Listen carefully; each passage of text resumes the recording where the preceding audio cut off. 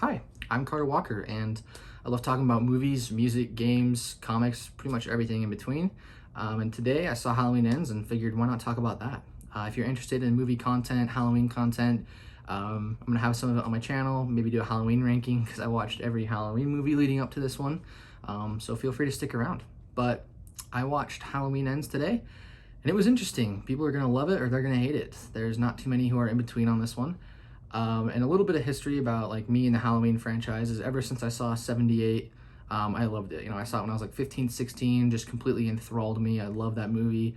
I love the score. No, I love Michael Myers, Laurie Strode, John Carpenter's direction, the tone, etc. And I didn't see the rest of the Halloween movies, and then I watched Halloween 2018 in the theaters. That was the first one I saw in the theaters, and I saw Kills, and then I saw Ends. And I really enjoyed Halloween 2018. I thought Kills was a pretty big step down, but I still found things to like about it. I don't think it's as bad as everyone says. And then after Kills, I decided to watch a few more Halloween movies, checked out 2 and 3. Love 3. I think 3 is criminally underrated. I think 2 is overrated, so kill me for that one. But in preparation to watch the new one, I watched all the Halloween movies. Man, they suck.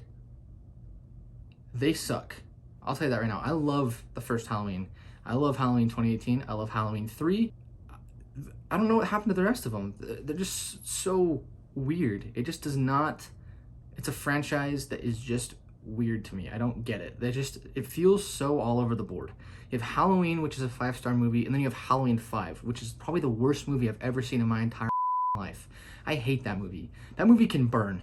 That movie literally gets me so angry I can't even think about it. But that's a different thing for a different time. I'm gonna be ranking the Halloween movies, and I'm gonna take a massive shit on Halloween 5. I hate that movie. It freaking sucks, dude. It is so bad.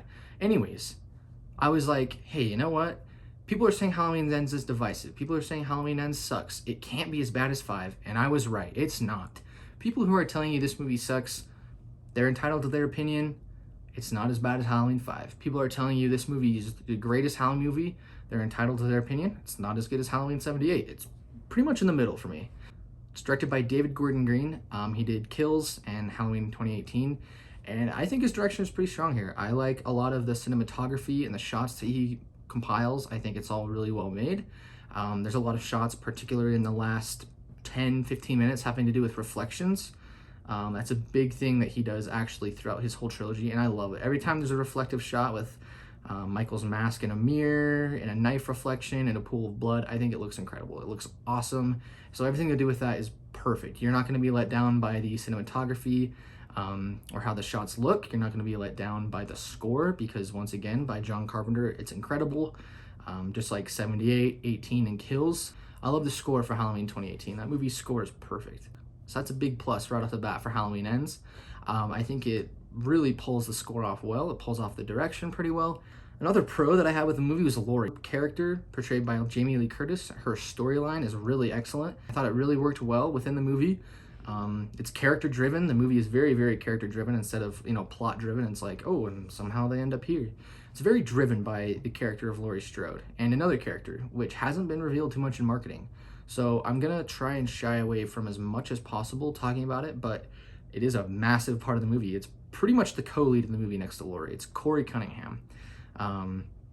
It really hasn't been shown up in marketing that much, but he is a massive, massive part in this movie. And I liked him. People are gonna hate him. People are gonna hate his guts, but I thought he was cool. I thought the method behind his character was cool. The reasoning behind his character and his arc, I thought the actor, Rohan Campbell, did a great job portraying Corey. He's a little of an awkward dude, but kind of likable. And then as the movie gets on, you start to peel back those layers and see Corey for who he really is, and how he behaves, and kind of what's up with him. Sorry, I'm trying to toe the line between spoilers on everything.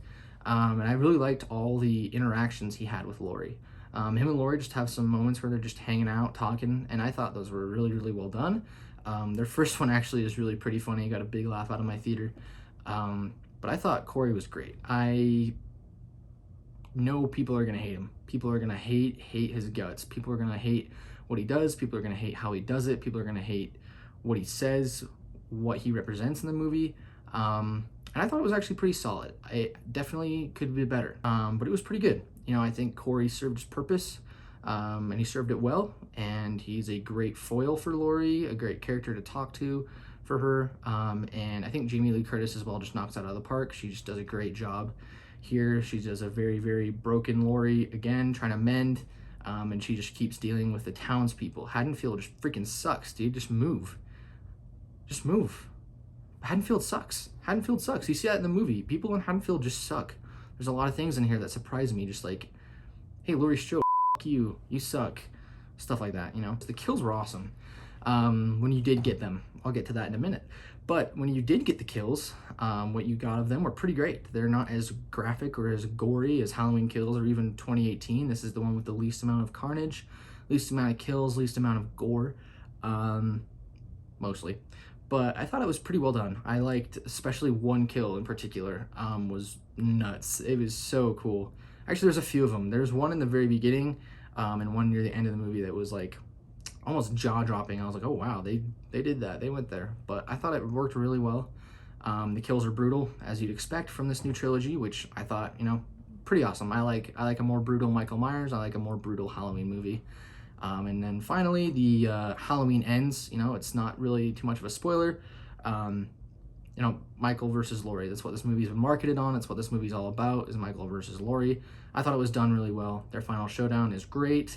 A little short, which was kind of annoying, but overall great. Served its purpose well. And the fact that they actually brought the Michael-Laurie story to a conclusion in a satisfying way is pretty much a miracle. I mean, I really didn't think they'd do it.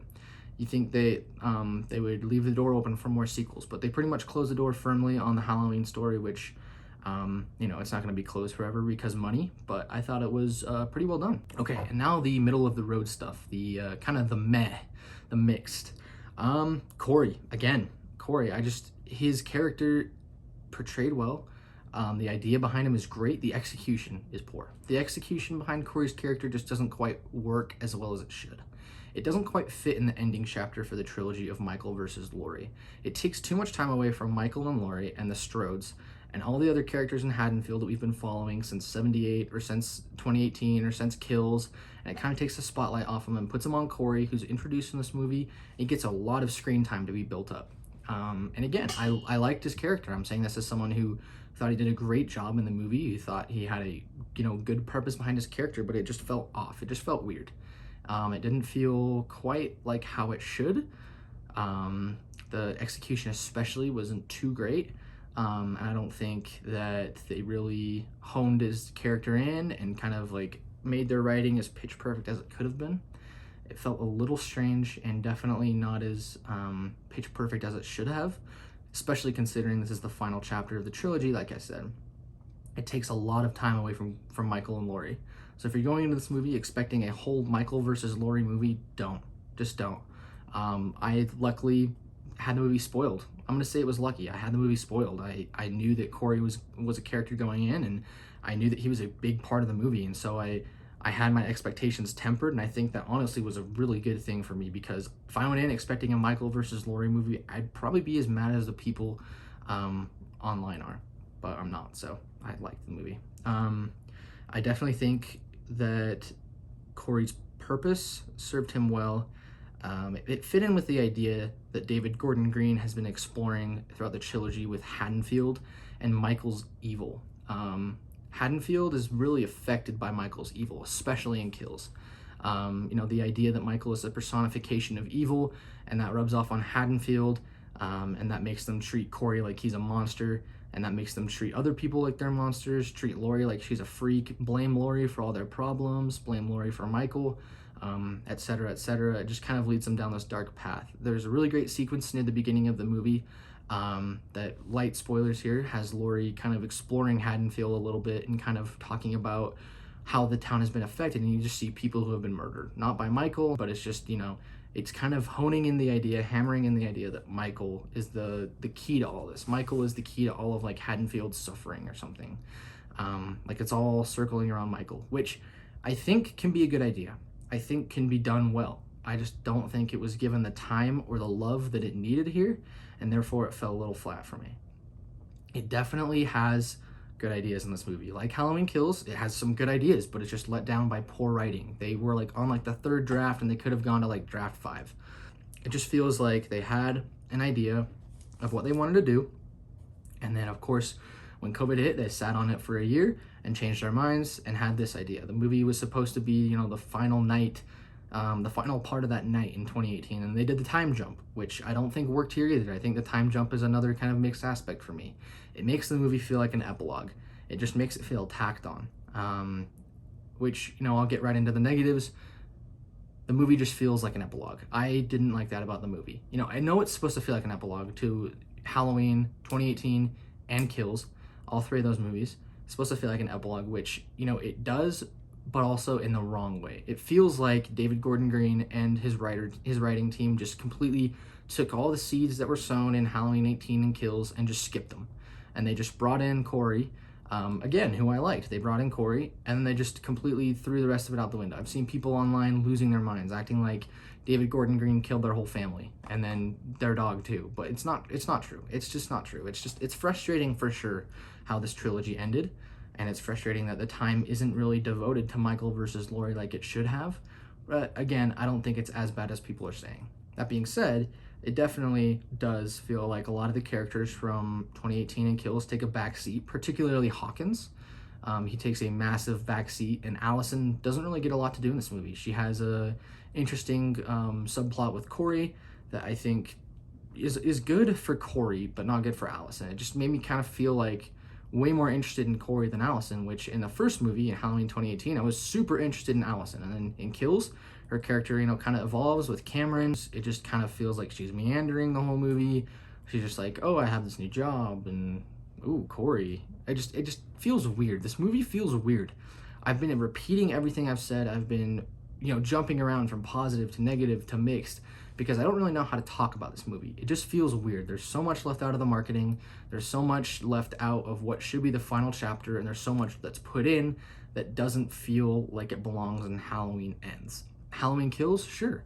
I feel like if they took their time to make a correct trilogy, or even just 2 movies, introduced Corey earlier and had his arc play out with more time, it could have worked really well.